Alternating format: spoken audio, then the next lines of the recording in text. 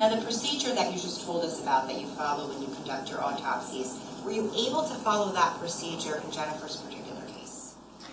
So in Jennifer's case, a lot of the external examination was obscured, the normal external features, by the extensive charring of her body. So I was unable to see any residual hair, any eye color, any identifying scars or marks, fingernail length. There was extensive fire damage to the outside of her body.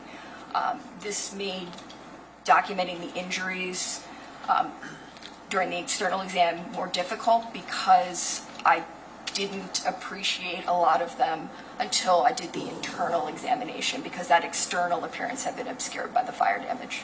Now, was there any clothing or personal items collected from Jennifer's body? No, there were no. I don't know if she was unclad, but there were no clothing remnants that was received with her remains. Were Jennifer's hands covered in white retention bags? Yes, any suspected homicide or other suspicious cases, we cover hands and sometimes feet, depending on the case, with what we call white evidence retention bags. This just protects any potential trace evidence that is in the hands that might be disrupted during transport to our office. Now, were any fingerprints or nail clippings able to be obtained from Jennifer?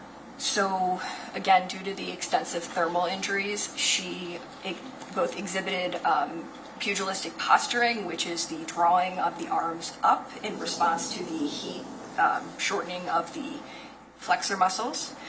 She also had heat fractures of the hands, so her hand bones were exposed and charred, and her fingerprints, the skin of the fingerprints was, or the fingertips was unable to be printed. It was too damaged.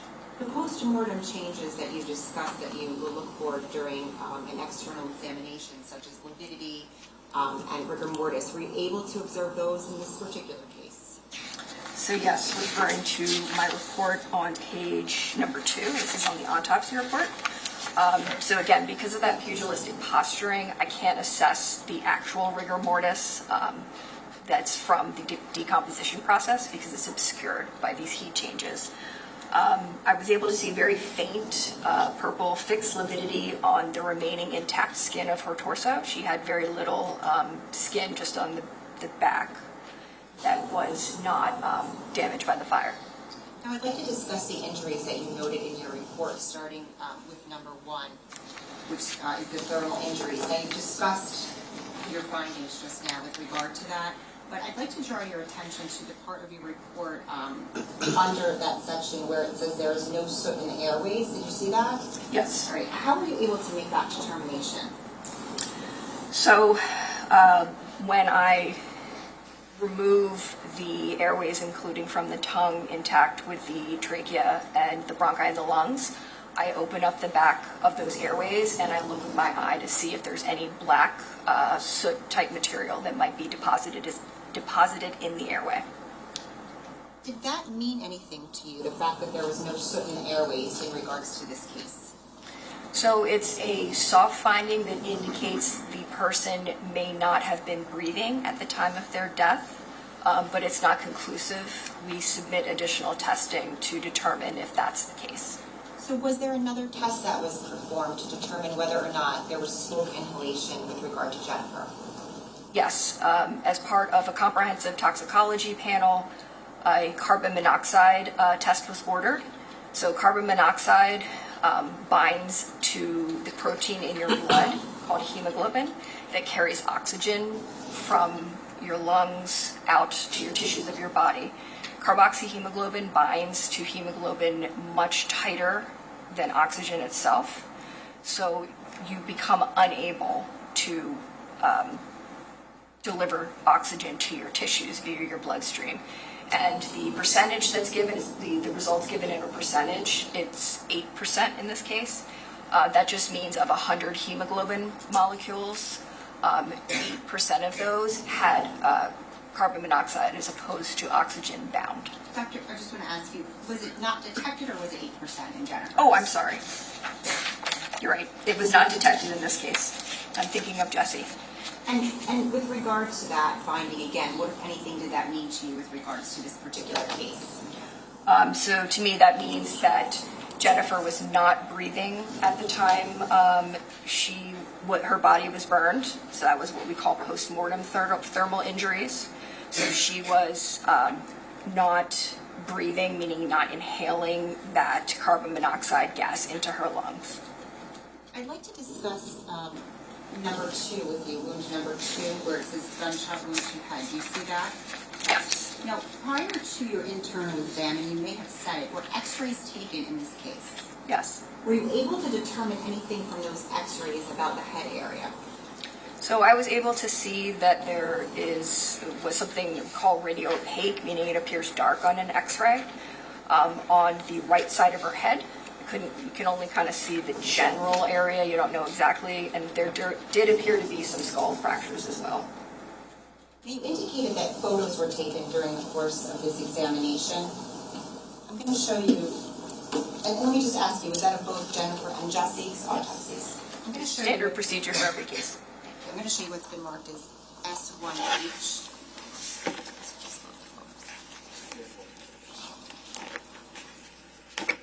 I'm going to ask you, Doctor, if you could take a look at these photos. The Jesse. photos. I'm sorry, yeah, just all of them, and let me know if you recognize those.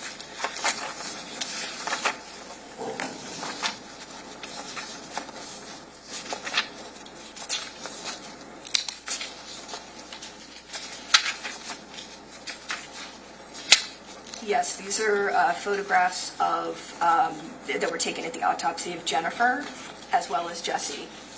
And are the 2 body diagrams also in these photos as well? They are, yes. Thank you. And do those photos fairly and accurately depict how Jennifer and Jesse's bodies looked in those pictures at the time when you performed their autopsies? They do. At this time, the state would seek permission to publish photos. Any objection? Could we just approach briefly? Sure.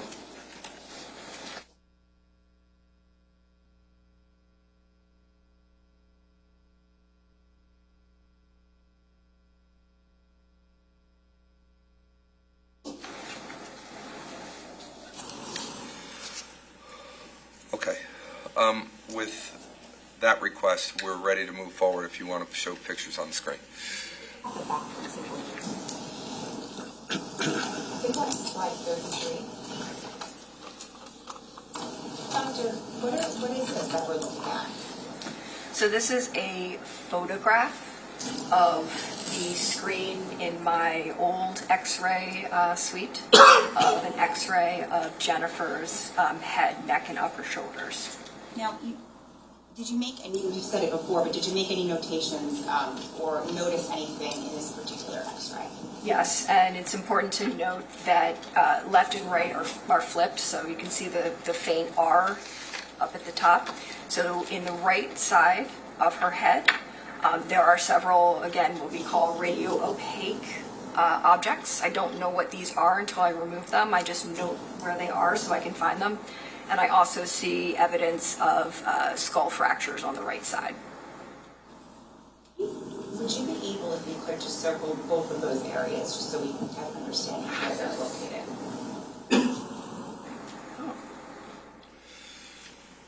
Okay, we'll print that as slide 33.1.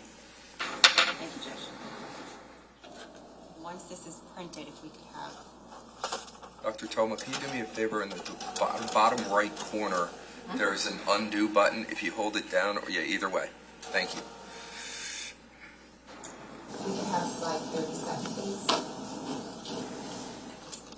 Okay, Doctor, what are we looking at? So this is a copy of the body diagram that I took my notes on for this case. You can see Jennifer's name at the top, that unique case number, which in her case is 13181299, as well as the autopsy date, my initials, and my tech's initials. Now, is the injury that you just noted with regard to her head, is that notated on this diagram anywhere? It is, yes. And where is that? So up at the top, should I circle it? Yes. So, or I'll underline it. So I noted where I recovered that radiopaque object, which turned out to be ballistics material, from her head. And if you could describe where specifically on her head that was located. Sure. So this is page 3, about halfway down the page, under site of lodgement. So I'm going to use the anatomic word and then show on my body too.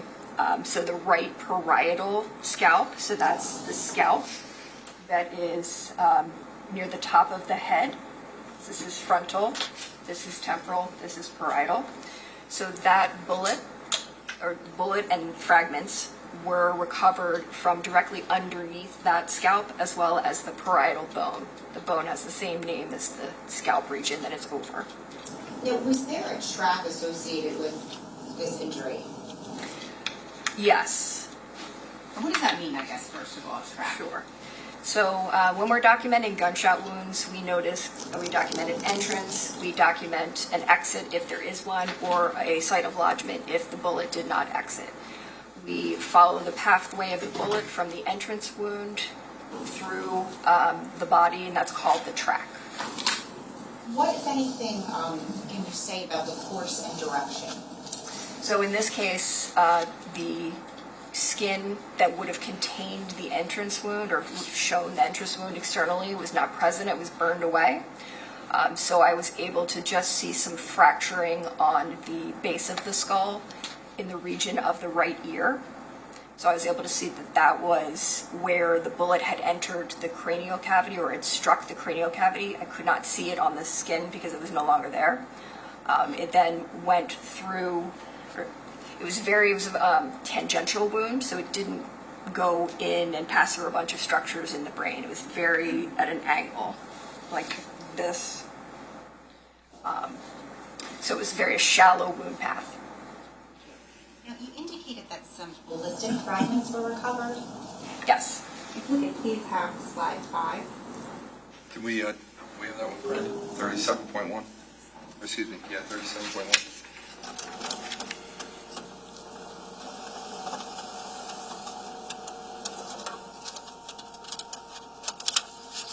Doctor, this is slide 35. Can you tell us what this is? So this is a fragment, or a photograph of the deformed lead core that was the main projectile on that X-ray, and that was recovered between the scalp on the right side of the head. We could have slide 36, please. And how about this, doctor? What are we looking at? So this is the copper jacketing, as well as the bone fragment here, that was recovered within the brain itself. So some bullets have copper jacketing and a lead core on the inside. When bullets that have these characteristics strike bones, especially thick ones at a certain angle, I see this a lot where the core and the jacket become separated. So this is the largest fragment of the jacket that I recovered from within the brain itself. There were 2 other smaller fragments that were in the wound track. What, if anything, was done with those 4 fragments that you mentioned? So each one we collect, photograph, and place into a labeled envelope. Can we preserve 36.1, please?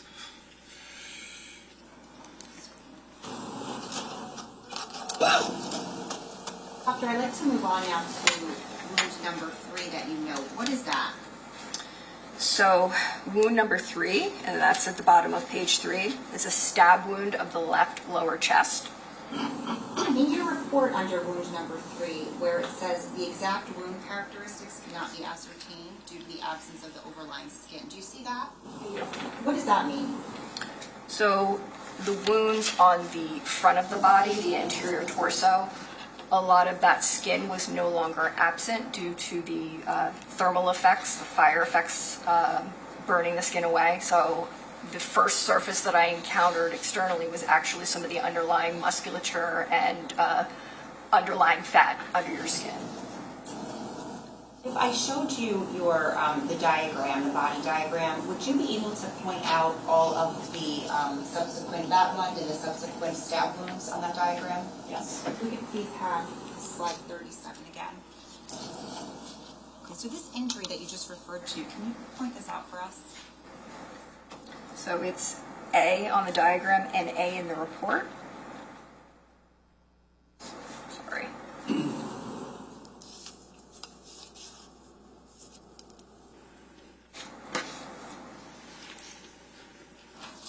Thank you, Doctor. We can move on to number 4. What is that? 37.2. So number 4 is the stab wound of the left lower abdomen. And where is that located on this diagram? That is B. There. And what, if anything, did you note about this particular wound? So this is similar to the above wound A, where I could not examine the external features due to the lack of overlying skin remaining. Now, with regards to these wounds, did you make any notations about the direction of the wounds? And I guess we'll go back if we could. I should have asked you with regard to the first one that you discussed, so number 2. Actually, would be number 3 in your report. Yes. So this wound enters the chest cavity on the left side and strikes the left lung, a portion of the left lung. This is from and when I state these directions in any type of injury, I'm simply talking about the body in this so-called anatomic position. So I'm looking at the external injury in comparison to the internal track and describing that relation to the standard body axes. This does not mean that anyone was in any particular position. So this went from the front of Jennifer's body towards the back. It went from the lateral or left side of the body towards the midline. And with regard to number 4, the stab wound of the left lower abdomen that you marked, and that, just to be clear, does that correlate to B? It's hard to see. Does that correlate to B, Doctor? It does, yes. Okay. Can you just, again, describe the direction of that wound and any other observations that you made about it? Sure. So this was a shallower wound compared to wound A. It did not enter the body cavity or the inside of the stomach area, what we call our stomach, but the inside of the abdomen, peritoneal cavity. So it did not go through it did go through the peritoneal wall, but it did not strike any of the abdominal organs. Can you say anything about the depth of that wound? It was up to an inch, but hard to say because I didn't have the overlying skin. Now, with regard to wound number 5, what is that? Wound number 5 is a stab wound of the right breast that I'm indicating here, marked with C on the diagram, as well as in the autopsy report itself, page 4, about halfway down. And what was the estimated depth of penetration of that wound? This one went much deeper. It was approximately 3 to 4 inches. And can you tell us anything else that you noted about this wound in terms of its characteristics? This wound was associated with injuries to both the middle and lower lobes of the right lung, and there was also, not sure if it'll let me write this. I can't read that, sorry. 900 milliliters of blood in the right chest cavity. What, if anything, does that indicate to you, the 900 milliliters of blood in the chest cavity? So all of these wounds, with the exception of B, clearly have hemorrhage associated with them, both in the wound track itself, as well as around defects in the left lung and the right lung, and bleeding into the body cavities, which leads me to conclude that she was alive and actively bleeding while being stabbed, or was stabbed and then could bleed, so to speak. The direction of penetration of this wound was what? This is wound 5, so this again is front to back and downward. We could move on to wound number 6. What is that? Wound number 6 is a stab wound of the left mid-back. That is here.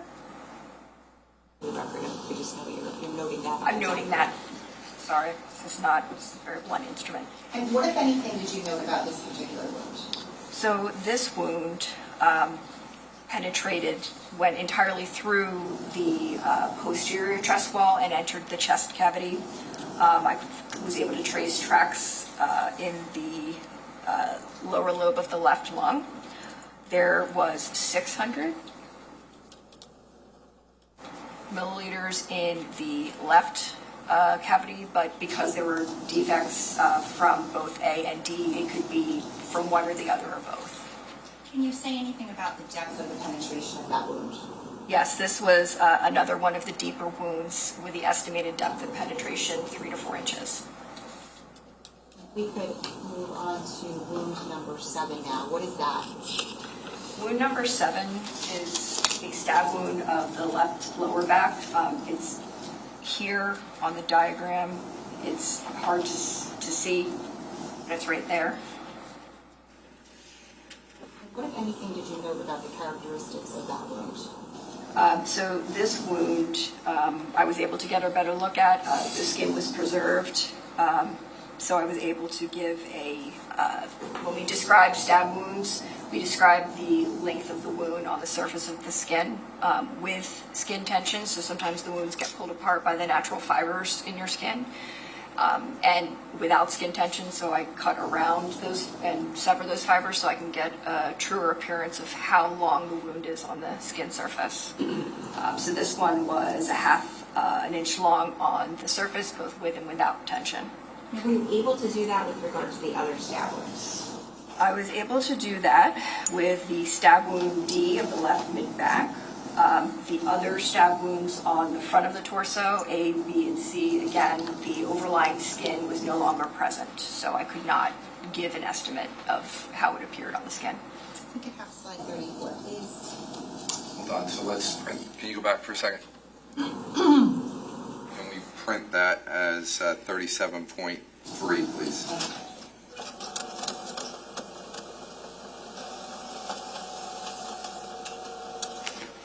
Now we can move on, and we can just undo that.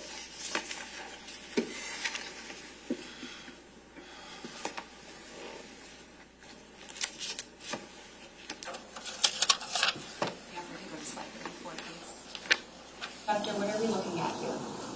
So this is the skin of the lower back. This is hard to tell because it's zoomed in. Usually the number indicates the feet. I'm not sure where this one is. I'm just making sure that if it's D or E.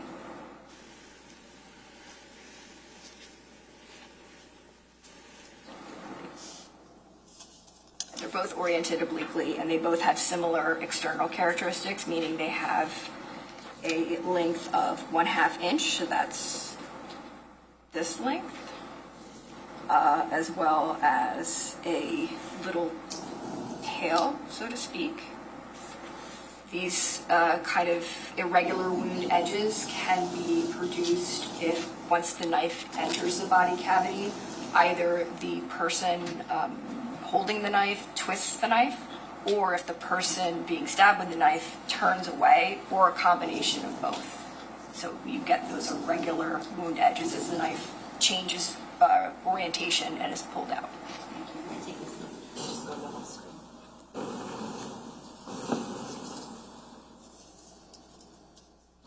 We just have to print that. Can you go back just for 1 second?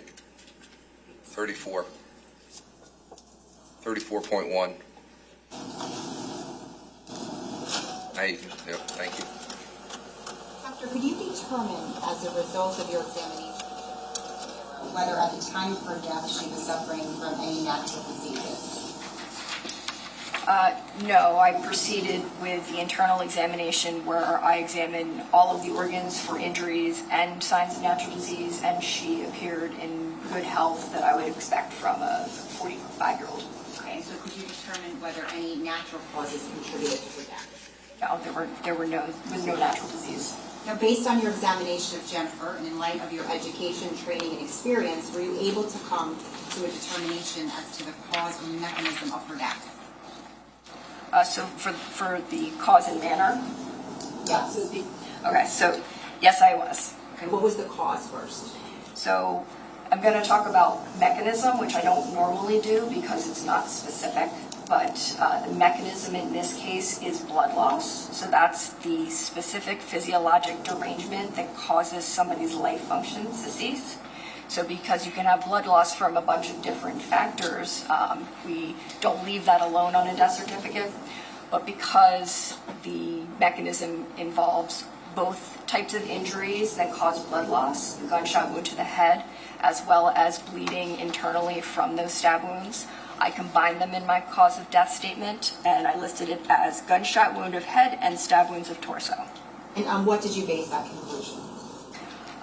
So there was a significant amount of blood in both chest cavities, and so-called softer findings, such as organ pallor.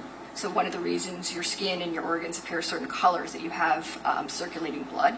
So if you're losing that blood volume, you can look very pale, as can your internal organs and your mucosal membranes. Now, based on your examination of Jennifer, in light of your education, training, and experience, were you able to come to a determination as to the manner of the death? Yes, I was. And what was that? So the manner of death is just basically a shorthand way to explain how the cause of death came to be, so it's the circumstances. So since these injuries were inflicted by another person or persons, the manner of death is classified as homicide.